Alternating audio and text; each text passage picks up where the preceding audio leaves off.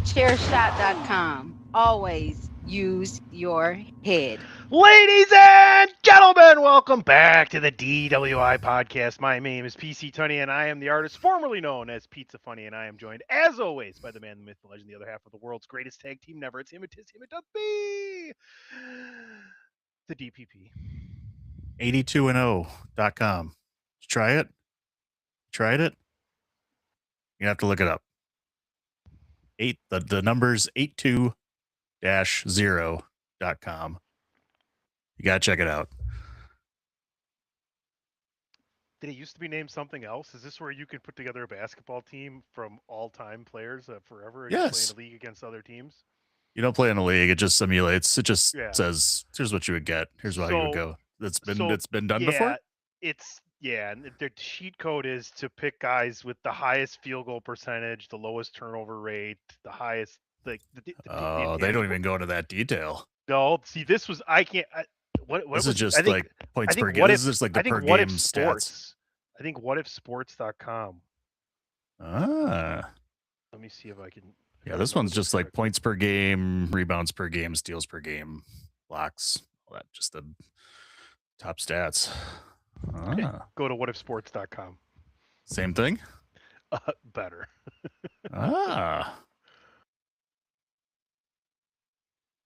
See, I got caught up in it last night. I found it last night and I got caught up in it. Yeah, we used to do this back in the day. And like we found the cheat code right away, like certain stats, like you would just have to, and then you could look up all-time teams, and then sometimes people would copy them and people would get pissed off, like. Yeah. This was just a randomizer. It randomized, like you hit go and it randomizes a team and an era, like a decade, and then you have to pick a player from that randomization to fill your 5-man basketball roster. There you go. Yeah. There you go. So technically, no, I haven't, but yes, kind of I have. Played similar. All right. Very good. Very good. Anyway, I got caught up in it. I got caught up in it last night. Yeah. Like I just keep going like, come on, I want to get a better team. That's like NBA 2K. Like I like to go ahead and you can do the different eras and draft, and you can just like drafts. sim the season. You're general managing everything. You're doing free agency. You're re-signing people. That's fun, especially like who's coming in the draft. So you like tank 1 year, win next year, right. Trade picks for 1 year. But that's always good fantasy kind of sports kind of what if kind of stuff there. But we're here to talk not what if, but what happened in the world of professional wrestling over the last week. Big show at Clash, a decent Monday Night Raw. In addition, we're going to get the King and Queen of the Rings, Dan, and the winners will get their title shots at SummerSlam. So let's start out by doing something like this, folks. Make sure, oh boy, look at all these extra new ones in here. Make sure you head to thechairshot.com and always use your head. Tons of great new things over there. More interactive. Dream matches are out right now. Every day is a new dream match. The first day was Surfer Sting versus Crow Sting. Yesterday was Andre versus Brock Lesnar. And today was William Regal versus Gunther. So there's a first 3 dream matches, and there's a cool cartoonish kind of poster to go with each one. So make sure you're following at Chairshot Media.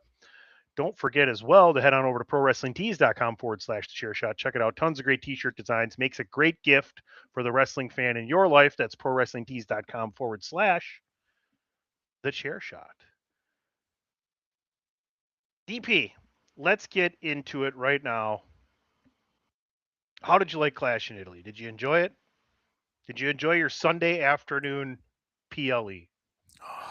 I really like the Sunday afternoon PLE. I'll be honest with you. As much as I definitely enjoy Saturday nights PLEs, but something about a Sunday afternoon, getting up, doing a few things around the house, and then 1 o'clock comes and get to watch some wrestling. That was actually really nice, and the card did not disappoint. It was fantastic. All the matches were really great. No, I completely agree. It was almost like football on a Sunday. Yeah. You're like getting ready to, watch something for a few hours, 3 hours. Right? cook a few snacks, get some maybe some cheese dip or something, and buffalo chicken dip maybe. Make your football snacks, and instead you watch wrestling. I can definitely deal with that. Right.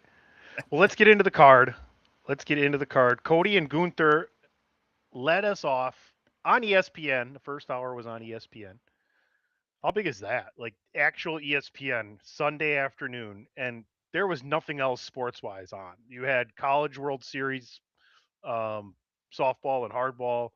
You had golf didn't even start till 2 o'clock on CBS. So for that hour on ESPN, they weren't going up against much of anything. So that was a huge spot for those four combatants. It's some of the biggest, best airtime they've ever had. Like literally, you're on ESPN for an hour in the middle of Sunday. And yeah, and two of your heavyweight championship matches, and arguably four of your biggest stars that you have too, and your biggest one in Cody. That's your guy. What a way to start off the show, to have him come out. It was. You could feel it. You could feel the crowd was so psyched to finally have WWE there. The arena looked great. He wore the helmet. He wore the helmet mask or whatever the fuck you want to call it. Yeah, the match was awesome. I really wanted Gunther to win, but obviously that's not in the cards right now. They probably want Cody to keep it till at least SummerSlam. Now I don't see him losing it at Night of Champions. No, I don't think. Not at this point, I guess. I mean, certainly could. Maybe you could have him lose it there because Gunther probably will get a rematch here. I would imagine. Is Night of Champions is in Saudi? Is that the one where they? Oh no, that's the different show. I was gonna say, is that the show where they do the two champions fight each other for the Saudi belt? That's the other one, right? That's Crown Jewel. Crown Jewel. That's the Crown Jewel champion, right? Okay. I think yeah, so. It depends on if they have.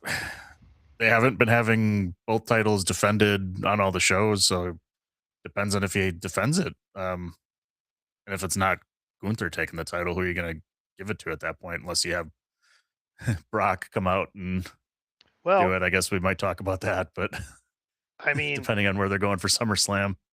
Roman told Jay he needed to go get his hands on that title and bring it into the family. He said, "You've had a taste of this one. Why don't you go get that one for me?" There's two ends of the table.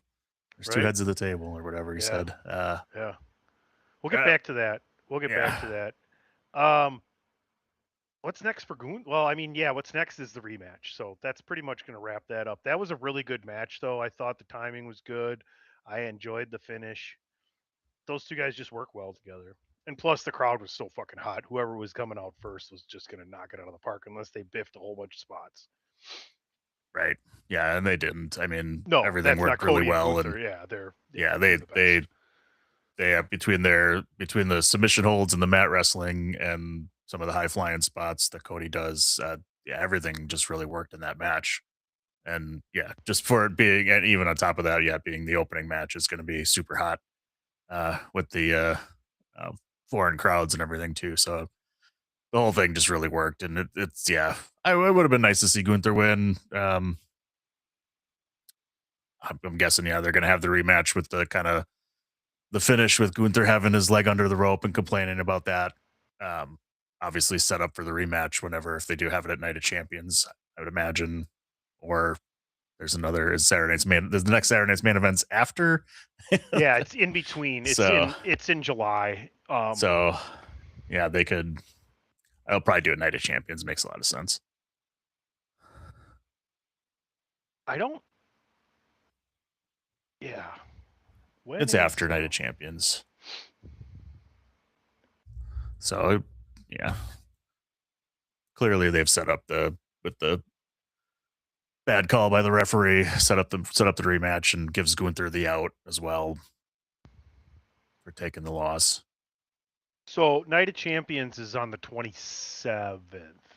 So Night of Champions is in 3 weeks. And then you have Saturday night's main event. I think it's like on the 18th or something like that in July. So somewhere around that point. Yeah. So you got your biggest break right now in between shows is it. This 3 weeks you got, 4 weeks you got here in between this and Clash, because then, like we said, you got just a couple more weeks. You got Saturday night's main event, and then SummerSlam 2 weeks after that. So we're rolling hot and heavy. I mean, It's nice. everything's the story's been good. The Raw and SmackDowns have been good. So I'm happy for all of that. Let's move into that women's championship match. And for all the grief we gave Jade Cargill when she came over to WWE for her in-ring caliber, she seems to have found the person that she works best with, and that's Rhea Ripley, because these two have just crushed it twice now. Like, not even, you don't even think about Jade like you did before. Like, man, I just hope she doesn't have a really bad miss at some point. And no, her and Rhea, they just crush. Yeah, just everything looks really good. Yeah, we've been following that for a while and just hoped she would find her stride, and then finding the right dance partner certainly helps too. And yeah, she's looked really good in the last few months. I mean, since she's won her first title, I think really she's looked really great the whole time. So it's really awesome, and I love that they have a little faction around her too, just to make that even more heelish as well. And yeah, they've just been having some really, really great matches. Not surprising that Rhea won, but the fact that they gave him a lot of time too was really nice, because I know they always that's always an issue, is if they get short on time. But well, they got more time than Cody and Gunther, or they took more time, I should say. Either one. Yeah, I mean, they got an extra 5+ minutes. Yeah, but they just look really, really good together, and the interference in that match obviously setting up more down the road with Charlotte, and Jade's faction, BFAB Michin, putting the feet on the ropes and everything between the two. Should be interesting going forward with Charlotte getting involved, I think, more in the maybe the title picture with all three of them. I was thinking a triple threat between them all maybe coming, and I think that may be the case. Maybe that's Night of Champions, maybe that's SummerSlam. I kind of hope it's SummerSlam. That'd be a really, really awesome SummerSlam match. Yeah, you kind of just, well, we're going to get into it here after we get through this, but kind of see what brand is going to have a built-in, contender for their title, and what brand is going to have to produce a storyline for their SummerSlam title match. But we'll get to that. Brock Lesnar jumps the gun and gets the W on Obafemi. I thought this match was longer than it was. It was only 6 minutes and 21 seconds. I thought they were like I was watching it, I was like, oh man, they went like 10 minutes. No, they only 6:21. Just more heavy hitting, bomb after bomb after bomb move. You know what I'm saying? Like, just the match was good. It was fine. But now what? Now Brock gone again, but he's back. And then they just put Ober right into the King of the Ring. I don't understand. Like, yeah, go ahead. I mean, we've been kind of befuddled on this whole thing since post WrestleMania. Yeah, what 1 + 1? I guess supposed to mean 1 and 1. Whatever whatever Matthew was trying to conjure up at the end there. Yeah, it did go over my expectation of 5 minutes, but I guess the story is, it took 7 F5s to take down Obafemi. Sure, I guess, right? That's the story. I still don't like it. I still don't think that was the right move, in my opinion, because he brought Brock Lesnar back after supposedly Femi retires him, and then he just beats him. So, okay, I get it. You got to have the rubber match, but you didn't have to have a rubber match. You could have just had a third match where Oba just continues to beat him despite however many F5s or suplexes Brock Lesnar tries to give him. To me, that sounds like the better thing, because yeah, now Oba's in the tournament as well. So how does he lose that? I would imagine it has to be something nefarious. I would have made a lot of sense if he beat Brock Lesnar for the second time, and then Brock Lesnar cost him the match in the King of the Ring. which could still happen, I guess. But like now it makes no sense to do any of that. And the rubber match obviously is going to happen. And it would seem again that it would have to happen at SummerSlam. And maybe that's the actual retirement match. But it just, yeah, it's super confusing to me. I don't think it made any sense because it did nothing for Obafemi, in my opinion. I get, like, you could say, oh, yeah, he took 7 F5s and he's still standing or whatever when he got one through the table. And that's why, he could still consider him being a dominant guy. But having him take 7 F5s and beat Brock Lesnar would make him to look more dominant, I think, than taking a loss after retiring him at WrestleMania. Yeah, I'm done. it's all pretty. Yeah, you summed it up. I mean, it's all just pretty confusing right now. And regardless of how it all shakes out as we move to SummerSlam and then to Survivor Series and back to Royal Rumble again, none of it's going to be justified. It's just weird. Like whether or not like Brock has been changing his mind about retirement or Hunter's been changing his mind about how he wants to execute it. Like it just not very synergistic of the direction they had been going in. Let's just leave it at that. Now, getting into something that we were really looking forward to, and I think delivered. Soul winning the Intercontinental Championship from Becky Lynch. You get a good 14-minute match here. You had a lot of fun.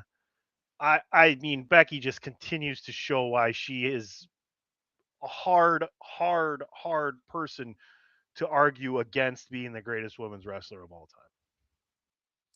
Yeah, she's really killing it. And I mean, she's in such a great position of being kind of leading the charge of the mid card, and the brand new IC title has been just great between all the different matches she's had, and putting people over like Lyra and now Sol Ruka is fantastic. And yeah, Sol looked great in this match. I mean, she's really looked great, and the couple mishaps she's had was really trying to hit that soul snatcher properly. She did it this time really nicely. I thought everything looked great in this match. And she hasn't been around that long. So I mean, I get some of the errors sometimes, and that's kind of the same thing we gave with like Jade and stuff, where she just had to get more comfortable. And Soul's got all the talent in the world, and you could see it, right? You could see it every match she's been in, and having her put with Becky Lynch was just beautiful, and they worked really well together. Still pulling out the Jessica Carr referee issues between Becky and her, and that I'm still waiting for that to come to a head somewhere down the line here shortly. But having that as part of the story as well with Becky, she's just, her current character evolvement has just been fantastic. And yeah, just she's in such a great position. Doesn't have to be in the main title picture. She's been carrying this mid card division and helping all the young talent get over and over and over. And you can just see how deep the women's division is now. It's really great. I'm interested to see how Soul carries this title, because obviously I don't think you want to pull it off of her anytime soon at the earliest SummerSlam, just because it's a big event, but I wouldn't even do it there. But it's always interesting to see when they get their first time to be the one on top.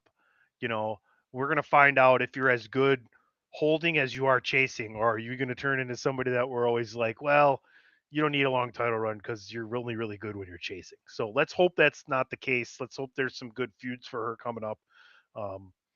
I don't know if we're going to see her and Becky again right away. I don't think so. It didn't seem like it. It seemed like kind of the interview she gave on Monday Night Raw was, we're going to move in a different direction, but we'll see. We'll see what happens there. But I'm definitely excited for her first, main roster major title run, because the IC, that's a major title. Yeah, it really is. And they're making it that way by having someone like Becky Lynch, lead the charge as as they start to maybe transition it to more of the younger talent, or the next up and comers and everything. So it's awesome. And yeah, it does kind of seem like they're moving in a different direction, which is fine. And maybe Becky takes a month off or something, and just comes back as in a different capacity, however they want to do it. I think Becky's done everything she can with this women's intercontinental title and can definitely move on from now, and let the rest of them run with it. I would have no problem with that, and whatever she wants to do next would be fantastic. The main event, some tribal combat.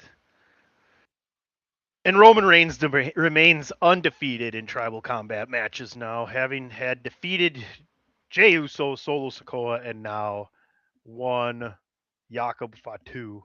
What was their chant for Fatu? Oh man, I don't even remember. Ole, ole, ole, ole, Fatu, Fatu. I think that's what it was. What a great match. Like, these two guys are great, and they have even better chemistry with each other than they do with most others. It's the right call, in my opinion. Like, super great match. We can sit here and talk about the match. The match was given a lot of time as well. It should. It's tribal combat. You can't just have those kind of matches be 12, 15 minutes. You need to have it be a little more epic, and this one was. I thought it delivered on all aspects of it. And I think the story moving forward now is just going to keep getting better. We're going to get to that shortly, actually. Yeah, I agree. I kind of like.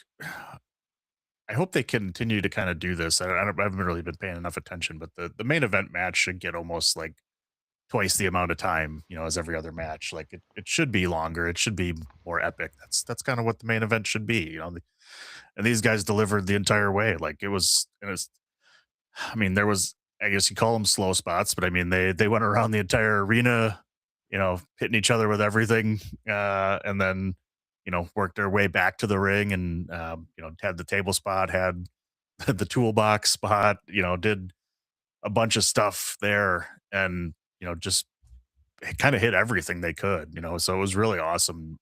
And yeah, these are two phenomenal in-ring wrestlers. So, I mean, you wouldn't expect anything less, but, Fatu in his kind of first main event. Well, no, it was the second one, but, in a main event spot is delivering as we kind of expected him to do. So, I mean, it was great to see that and just fantastic that and no interference, which I think is kind of like the tribal combat type of rule. Like nobody's supposed to interfere. It's just you two guys going at it. So it was really awesome and a fantastic finish to the match. And yeah, we can talk about what happened afterwards. Well, let's take a commercial. Let's play the commercial right here. And when we come back, we're going to get into the consequences and the beginning of Raw as well. So thanks for tuning in. Right now, you're watching live on YouTube, X, Facebook, and thechairshot.com. This is podcast DWI 523. Don't drink and drive. Drink and podcast. We'll be right back. Now a word from my God, our sponsor. Why should you visit thechairshot.com? Thechairshot.com is your home for hard-hitting reviews, news, opinion, and analysis with attitude. Why? Because you're smarter than the average fan. Thechairshot.com. Always use your head. Welcome back, DWI 523. DPP we were and doing PC. Phenomenal funky facts or something there. You cracking a beer on Well, I figured I'd just right hit the commercial there. Yeah, the guy fucking comes back on the show. He doesn't even have trivia with him. What the hell? Right? Last time. That's it. Speaking of trivia, there is a brand new, phenomenally funky facts trivia show. You can find that on our YouTube channel. You can find that on Chairshot Radio Network on all your favorite podcast streaming platforms. There's also a new Trivia X up every Monday on thechairshot.com from yours truly. This week's topic is NBA Finals trivia. And to pull back the curtain, Dan and I are Bucks fans, and Ray Cash is a Phoenix Suns fan. So we had the whole to-do about everything back in 2021. So I had to make one of the NBA Finals questions, who won the 2021 NBA Championship? To which Ray texted me after seeing my trivia. I got to read exactly what he said. I believe it probably had something to do with go F yourself. It's close. Okay, so he screenshotted the question on trivia, and he goes, "You're an asshole for this question, LMAO." Because I think I also put in with the answer, like it's multiple choice except for the last one. So like it was Bucks or Suns, and if you hit Bucks and it's correct, it just says Bucks clinched in Game 6 behind Giannis's 50 points. So I had to twist the knife a little bit there. But shout out to Ray Cash. All right, let's get back into the makings of the Bloodline currently, because they've added a member, and therefore solid people in the OG Bloodline: Roman Reigns, Jey Uso, Big Jim, and now, after acknowledging his tribal chief, Jacob Fatu has joined the OG Bloodline. One of my favorite things from Raw was I acknowledge you, Roman, but I don't have to put up with your punk ass Jay or something like that. And Yeah. Jay's just loving it the whole his time, ass shit off. eating grin on it. He's like, "Oh, I get to tell you what to do." It's like You you know. never beat me though. So this is gonna be the fun like side thing where before it was Sammy and Jay, now it's Jay and Jacob. So it should be interesting. Yeah. It should be a lot of fun. Yeah, Jacob falls in line on Monday Night Raw, throws up the one. So we got our foursome, which is cool. Interesting ending to the tribal combat match though at Clash of Italy when they're trying to get Jacob out of the ring. Come on, come with us. And all of a sudden there's Solo and the MFTs standing there. And Jacob's kind of just eyeballing them going, shit, what do I do? And he goes walking with the tribal chief though. So, we expected that to happen and these two teams to clash. So I'm definitely excited to see where this goes and how it all plays out. With the currently 3 members of the MFTs and the newly formed Bloodline with the Usos and Jay, Jimmy, and Jacob, and especially like you talked about, Jay potentially going after the other title here as well. So a lot of things going on with the Bloodline here in the summer. So it's gonna be a lot of fun. We get another round. Yeah, it's like, are they going to start feuding with Solo? Are Solo going to join them? If Solo joins them and they're one big group, who do they feud with? So there's all these different questions to ask, but it's going to be fun. It's definitely going to be fun. A whole bunch of different directions happening there. Let's go right to the main event because I want to finish today talking about the brackets for the Queen and King of the Ring. Our main event saw Seth Rollins against Braun Breaker. Plenty of interference, but Seth would come out with the victory. A really cool finish. Heyman gets speared. Seth grabs the title, and Braun spears himself to sleep into the title. Kind of the Goldberg Bret Hart bit. It's interesting how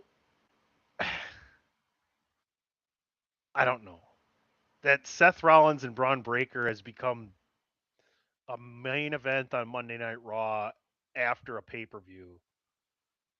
And it was gonna maybe like be a night one main event of WrestleMania. You know what I mean? It's weird how like all these injuries and the whole Vision thing has gone. It's so tough. I feel really bad for all those people that have been involved with it because everybody keeps getting injured. Now Logan Paul's out. Now Braun Breaker. Not only is he in the tag team division, he just lost on Monday Night Raw to Seth Rollins. Right. There's only 2 left to hold the tag titles, so he has no choice. I'm curious to see if they end up maybe taking those tag titles off him quickly. I mean, you'd think that Tez and there's Dawkins would be, prime tag titles. Yeah, I mean, I feel like it. You got to have. It just wasn't their tag titles, so I mean, I'd feel like drop them real quick. You could easily do that by having Rollins interfere in their match or whatever, and cost them. So I mean, why not? Let's get it onto some regular tag teams that can carry it for a little while. But yeah, I'm with you. It's just really a set of unfortunate circumstances that everybody got hurt, and here we are with these 2 guys, headlining a Monday Night Raw as opposed to a pay-per-view or whatever with maybe a title on the line. But yeah, it's tough. But I mean, it's amazingly, I feel like it's okay. I mean, that's an awesome match to have on a Raw when you had a packed card of other matches for the PLE. Like, you don't even have to go back. A lot of times, they'll have a rematch on Raw of a PLE match that they just had, and we don't even have to do that. I mean, when we have a main event caliber match between these two guys, is kind of awesome. It's just, yeah, they just the script definitely changed over the course of the year with the injuries, so I don't really have a problem with it. Keeps them out of the title picture too, and that's another good storyline that's going on.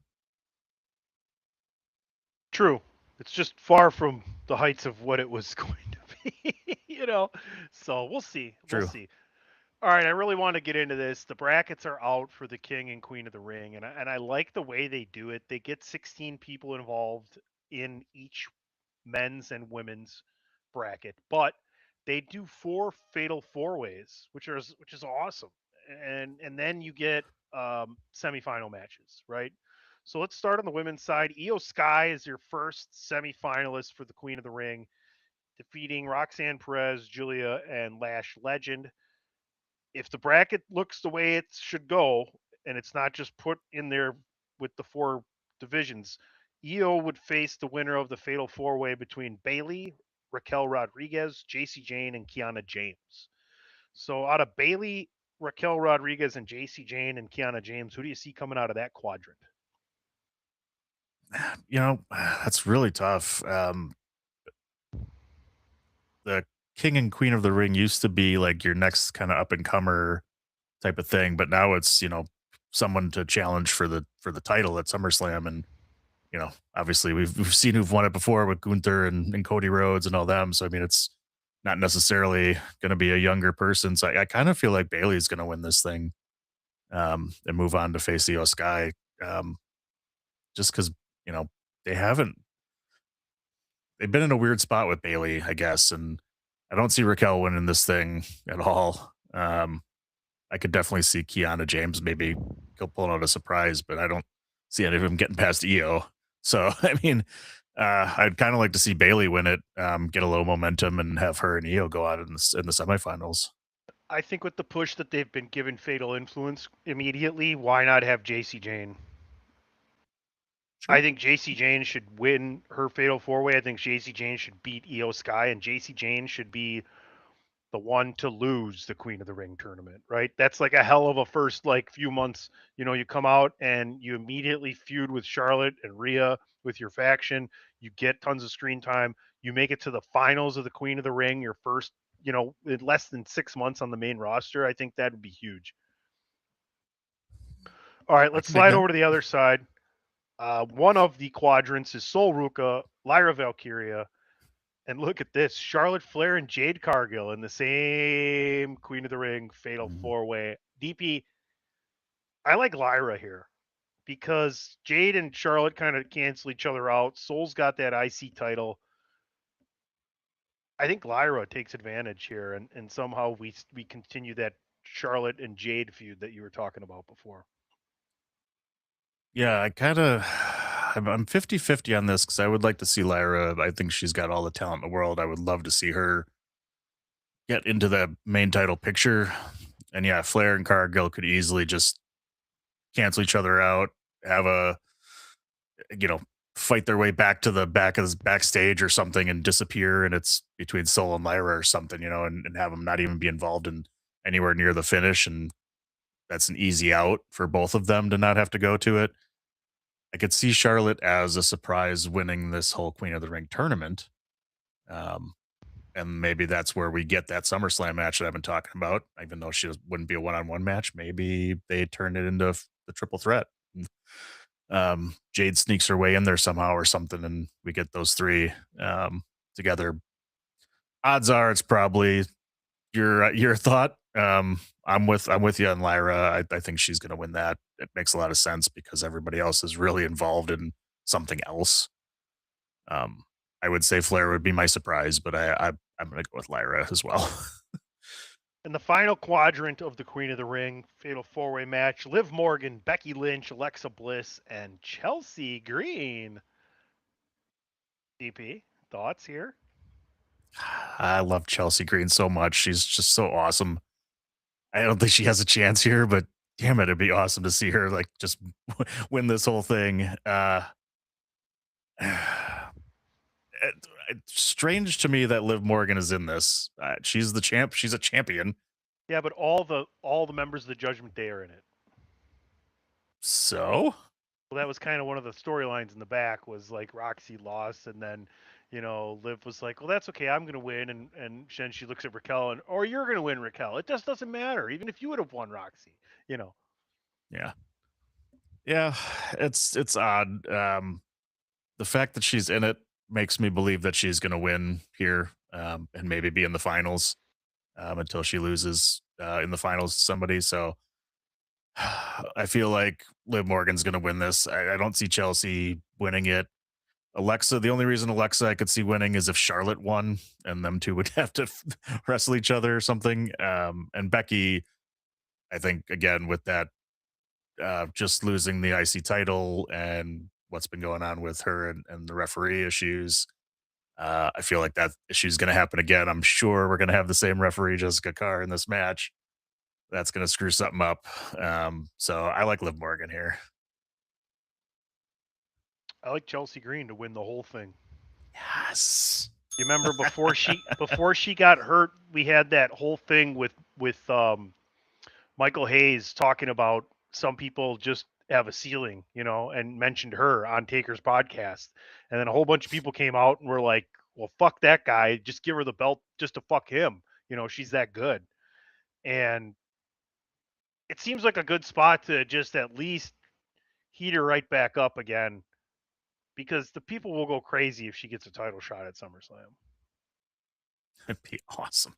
Right? It'd be awesome. It would be great. It would be great. All right, let's slide on over to the men's side of the brackets. And Oba Femi, we talked about it already, advances, taking out Penta, Solo Sikoa, who looked great in that match. Solo is the future of WWE, folks. I'm telling you. Like, in 5 years, Solo's the number one guy, I think. I really do. Like, or one of the top, like, 2 or 3 guys that, like, is Roman and Seth and Cody right now. I think he's that good. Once they let him, we've talked about this before, too. Carmelo Hayes looked great in that match as well, but Oba Femi advances. He is in the semifinals of the King of the Ring tournament. From what I'm looking at, he will take on the winner of the Fatal 4-Way involving Damian Priest, Trick Williams, Braun Breaker, and Dominic Mysterio, DP. Does it matter? I mean, Oba's going to win the next one anyway. Maybe not. Yeah, I don't know. Again, I don't know what they're doing with him, so who knows? I could, I would love to see Dominic win it. I mean, I would love to see him win the whole thing and be the guy. We talked about him for a while. That can't wait to see him get a title run. So whether it's here, do you get to pick, or do you have to face your brand's champion? Oh, you know what? That's a good question. I thought you got the pick. Does it say? I'll ask. They also receive a world championship match of their respective brand. So yes. So Oba would have to face Roman. Right. And so would Dom. Yeah. Interesting. So would Braun. But Trick. So would Jay. And he told Jay to go. So that's why I don't think that's a hard rule. Yeah. But is Jay even in this tournament? Jay's in the tournament. He's in the last bracket there. Yep. Okay, my bad. Yeah. Which is funny. Well, we can talk about it. Yeah. They put Finn in there as a SmackDown wrestler. But he's not on SmackDown now? Did they move him? Who's on where anymore? Is it even two brands? I don't know. Third base. That was an Abbott and Costello joke for you kids. Oof. Don't woof my Abbott and Costello reference, you dick. Oh, that's hilarious. I don't know. Braun Breaker seems like a pretty good guy to heat up and win the King of the Ring.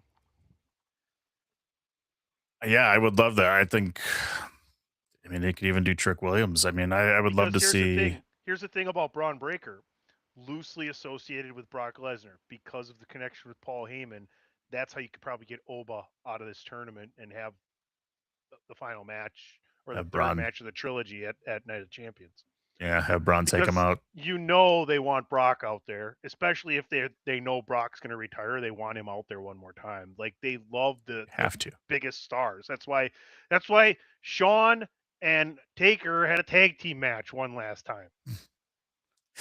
As they call it, having fun with friends. No, it was a match. Yeah, right. It's an exhibition. I could see that. I mean, yeah, it's a really tough one because I think Braun Breaker makes the most sense for what you're saying. That's the only reason Oba Femi would end up getting taken out is if Brock interfered in a match here somehow. And that's probably the best place to do it, and that gets him out of the finals as well. And you got Seth Rollins on the other side of the bracket. What if that's your finals for the King of the Ring? Braun finally gets his win over Seth and gets his title shot. Yeah.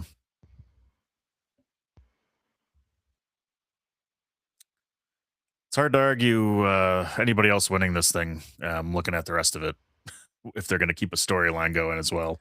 Well, I mean, we can keep going here. And that gets you Seth and Braun on Night of Champions as well. So on the other side of the bracket, we'll start at the top. Seth Rollins, Javon Evans, Tula Tonga, and Ricky Saints. Like, yeah, that's got to be Seth Rollins, right? Yeah, I don't see anybody else winning that. Definitely not Tula Tonga. Ricky Saints not at the position to do that. Javon, maybe, again, if you get somebody if you had Braun interfering and costing Seth the match, that'd be the only way to get him out of there and lose that thing. Yeah, it's just, you're just looking at, like, what's the final going to be? You got to kind of work backwards, you know? So the bottom part of the other side of the bracket, Jey Uso, LA Knight, Royce Keys, and Finn Balor. You can really make an argument for any one of those guys. Probably least likely is Finn Balor. After that, Royce Keys. And then LA Knight and Jey Uso is interesting. You'd have to think the way the bloodline is right now, he'd have to at least win the first Fatal 4-Way, right? I mean, maybe even be in the... Who would he be in the final against? Oba? Like Oba, if Oba makes it to the final, is it him and Jey, and he beats Jey to get to Roman? Like, you're leveling up to the, you know, but otherwise, how do you keep Jey clean is all I'm saying, without letting him get to the final.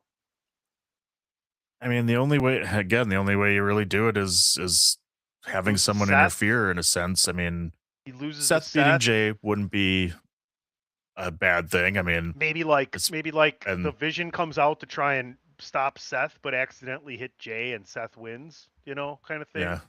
And then, you know, Seth continues his turn good guy thing. Like, hey man, I didn't want to win the match that way. I you know, they were out there to get me. I feel bad. You know, you were having a better night or whatever, something like that. You know what I mean? Right. You were just friendly fire or whatever. Like, just got in it. Certainly could be like that. I feel like there's got to be some kind of, and Seth has the history with Roman and Bloodline too. So I mean, it all kind of fits in there. And you've got Royce Keys, who's been in there with the MFTs as a potential member we've been talking about. Maybe he joins, and so we've got a few of those in there. So I mean, yeah, I think Seth and Jey, LA Knight's the only wild card because he can always win, and you know, always be in that, like we said, always be in a title match or whatever. He could win the King of the Ring tournament. He could win the King of the Ring tournament. He could be the guy to take on Roman Reigns, right? He's been complaining about the bloodline, right? He could be the guy. Could always be. But just that Braun Breaker and Seth Rollins just makes the most sense, doesn't it? They definitely make the most sense. Jey Uso's the only other one that would make any type of sense as well because of and then they get the story that they were talking about of him going after the other title. Right, and you change the And- circumstances of what winning it is. Yeah. You know, hey, well, you know what? You can go. We'll let you. I'm traded to SmackDown then, or something like that. Right. I'm going after this title, and yeah, hell with you. We're in charge of this shit. So yeah, that'd be the only other one. I think Seth Rollins and Braun Breaker in the finals, though, like you said, makes 100% the most sense, and it gets him on Night of Champions, and yeah, gives potentially Braun Breaker that chance to finally take down Seth and kind of become the man and get a title match at SummerSlam. Right. Well, folks, there you have it. Clash in Italy was excellent. The King and Queen of the Ring tournaments are very intriguing. We're looking forward to how that's all going to play out as we work our way towards Night of Champions the end of this month. Great Saturday night. MSG Saturday night's main event coming up in about 6 weeks. DP, that's going to be fun. That's going to be a special one. And then 2-night SummerSlam, first weekend in August. So before we get out of here today, I want to ask you a question. We're recording on a Wednesday. It's usually a Thursday, but we're here. Yeah, it's awkward. The Golden Knights of Las Vegas took Game 1 of the NHL Stanley Cup Finals. What's the new coach's name? I know Torts? who he is.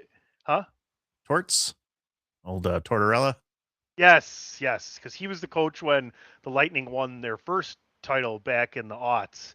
And the Golden Knights are like 20-something and 4 since he took over or whatever, including the playoffs. They went 9-0-1 to close the season with him, and then have lost 2 games? Yeah, something like that in the playoffs. And as dominant as Carolina's been as well, I think losing 1 game in the entire playoffs so far. Yeah. That's been an interesting series. I'm not going to make you pick a winner there. I wouldn't know who to pick. But the NBA Finals do start tonight. Victor Wembanyama taking his Spurs to the final over the Oklahoma City Thunder, and the New York Knicks back in the finals for the first time since 1999. Have been sitting around for 9 days after sweeping. They swept, right? Didn't they sweep the? They did. Who did they beat again? The other team, Atlanta? I don't know. We got in there. God, Boston? no, it wasn't Atlanta. No, Cleveland. It was Boston Cleveland. It was Cleveland. It's been so long, I can't remember. I know. Who's the most important person on each team in this series for you, and what do you got? Who you got winning, and in how many games? Oh man. Well, obviously for the Spurs, it's Wembanyama. He's got to deliver. He's got to be there every game. You could tell when they were playing the Thunder, he had a game or two where he just didn't look as good, and you could definitely tell that team struggles when he's struggling. So he's got to step up. I know he's obviously ridiculously young. I think the youngest, especially on the Spurs, they're younger than Tim Duncan when they won theirs, I think. Well, Duncan was in his second. Close? I think he might be younger than Duncan because he came in so young. True. But Duncan, they wanted. They got there quicker in the his second year, I think. Yeah. Okay. Well, because Robinson was like Brad MVP Duncan. 1 year, and then he got hurt the next year and played like 17 games, and they got the first pick. So then basically they got Robinson and Duncan Freaking back. tower of power there. Right. So they won it in that team 99, dominated. then 03 in Robinson's last year, then 05, then 07, then 2014. Can you tell I'm a Spurs fan? No, not at all. Yeah. For the other side, I mean, I don't know a lot of the Jalen Brunson probably has to be the guy to step up and he's got to be able to take over the game. I mean, and have no fear of Wembanyama being in the middle. I think that's what's going to kill the Knicks if they're scared of taking it to the hoop, which I know a lot of people can get. And I've seen it there, especially even with Oklahoma City. As long as they're not afraid to challenge Wembanyama, I think they'll be playing pretty good. That's the should thing be a good about the series. Knicks. That's the thing about the Knicks, though, is unless Mitchell Robinson's on the court, which he's going to be out there plenty because he's a good Has to. defender, right? Has to. But if they're going with Brunson, Bridges, Hart, Anunoby, and Towns, Right. you They'll have to just be guard shooting threes. the other four guys besides Brunson. You have to guard outside, right? Yeah, Like you gotta obviously stretch the Hart and defense Bridges, we out. know that, right? The Villanova Knicks, but Anunoby and Towns, they stretch defenses, right? And they can take you Yeah. off the dribble. I agree. Wembanyama Which- is obviously the most important person in the entire series. If he plays at his peak and mentally, it's a 5-game series. But Brunson can take over games. He doesn't necessarily have to get to the hoop either to score, even though he's good at it. But I think the most important person for the Knicks is OG Anunoby.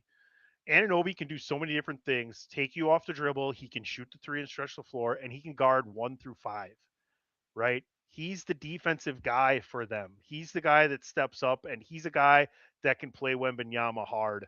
Knicks got 3 guys they can throw at him: Towns, Robinson, and Anunoby, and they all do something a little bit different. Towns is probably the worst on-ball defender against Wembanyama, I would say, against for that. But those are 3 solid options. True. I have the Spurs in 5. Yeah, I almost want to say the Spurs are going to sweep, but yeah, I'll say 6. I'll give them 2, because I don't want to say 5 because you said 5. Spurs in 6. Yeah.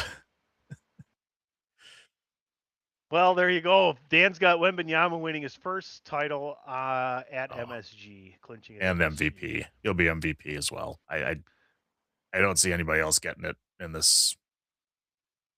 He'll get Finals MVP.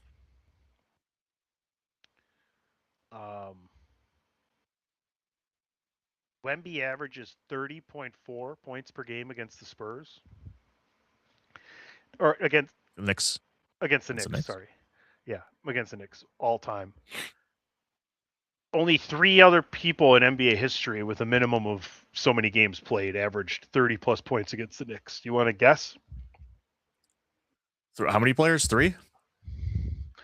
And they're Jordan. all, yeah, and one's before Jordan and one's current. LeBron? No, but in a way, you're close. Kyrie? You God kind of damn got it. the way you're close, but currently close. Doncic? Yes. And then who was before Jordan that averaged over 30 Before. against the Knicks? 30. I mean, if you had to just pick a guy who scored a shit ton of points, and you just like, well, hey, I'll just logically go with this guy. He scored so many points. Even like in one game, he scored the most. Will Chamberlain? Yeah, kind of gave that one away, but we're coming up on an hour here, and we don't want to be be- here for yeah. more than an hour. I'll be you honest, know? that's who I was going to pick anyway, but I was like, okay, I'm going to start that far back and then work my way forward. Well, there you have it, folks. Hope you're enjoying the sports. Hope you're enjoying the wrestling. And for the entertainment side of things, make sure you're tuning in to Bandwagon Nerds. We're recording again on a Saturday. Things are all off for our live at Chairshot feeds. DWI on a Wednesday, Bandwagon Nerds on a Saturday. But I assure you that all return to normal. But we're always here for you every single week. DP, let everybody know where they can find you and this very shoe. You can find me all over the worldwide social media interwebs at It's Me DPP right there. And you can follow this show at Podcast DWI on that X and on Facebook.com/DWI Podcast. There you go. Follow me at PC Tunney. Continue to listen to everything Chairshot Radio Network, all your favorite streaming platforms. Our live presence, X, Facebook, YouTube, the website. Anytime we're doing a live video podcast, it'll be on the website and those other 3 streaming platforms. Once again, check out the website. Tons of great things going on. It's LGBTQ month. We are highlighting some of the most contributing people to the wrestling world from that segment of humanity and honoring their month. And we're also doing the dream matches as well. So check all that out. Ray Cash is doing a phenomenal job. So shout out to LGBTQ month and shout out to the dream matches over on thechairshot.com. Follow me at PC Tunney. We'll be back next week for episode 524. Until then, don't drink and drive. Drinking podcasts. Goodbye.